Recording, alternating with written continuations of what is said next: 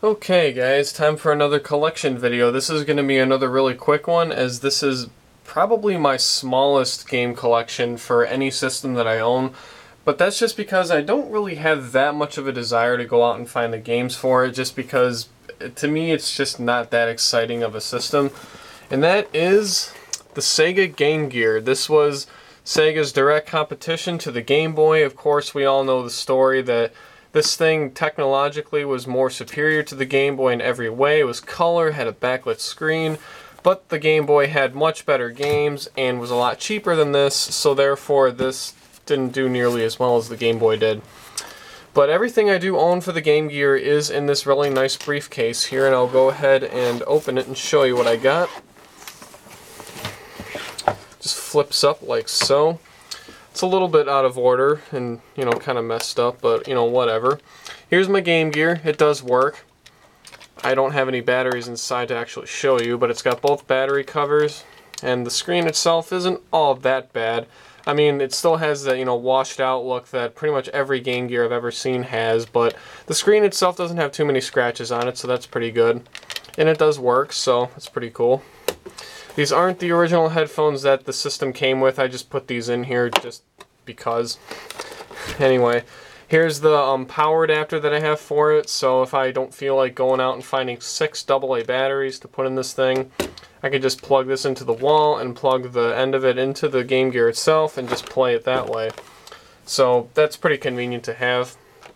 And now on to the things that you guys most care about, and that's the games. Like I said, don't have too many, and not a lot of them are very interesting. The 3 most cared about games I have in these hard cases. The rest of them are just kind of meh. But I'll show you anyway. We have the Majors Pro Baseball. We have the Mighty Morphin Power Rangers, the movie, the game, which is kind of crappy, but interesting nonetheless. Joe Montana's Football. We have Cliffhanger, based off the movie. And now we get into the good ones. At least what I consider to be the good ones. We have Sonic the Hedgehog 2, which is a direct port of Sonic 2 from the Sega Master System, if you guys are more familiar with that. It's a pretty decent Sonic game, you know, for a handheld. I thought they did a pretty good job with this one. I thought it was fun from what I played.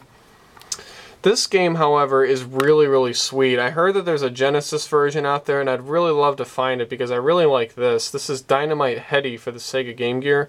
Really, really cool stuff. Very unique platformer. Haven't played it in probably about a year, but from what I remember right, this game was really, really great. I would really like to find the Genesis version of that and give it a try. And the last one we have here is Streets of Rage. Once again, the Genesis version is much better than this. The main problem that I have with this game is that the sprites are just really, really small. You really have to squint to just, you know, see what it is that you're actually hitting on the screen. And it just feels really slow, at least. You know, I don't really care for this game all that much. But, you know, I've heard great things about the Genesis version, so I'll actually have to give that a try. So that is it for my Sega Game Gear collection, guys. Like I said, very, very small, and this was going to be a very, very short video, but I wanted to get this out of the way and show you guys what I had.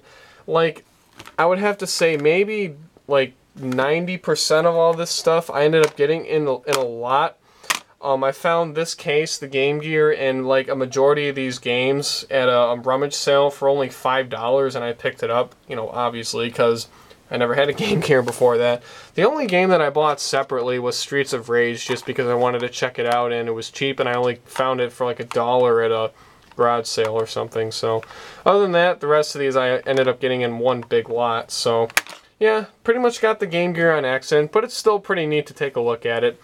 So I hope you guys enjoyed this collection video, and stay tuned for more as I post them on my channel, and as always guys, have a great day.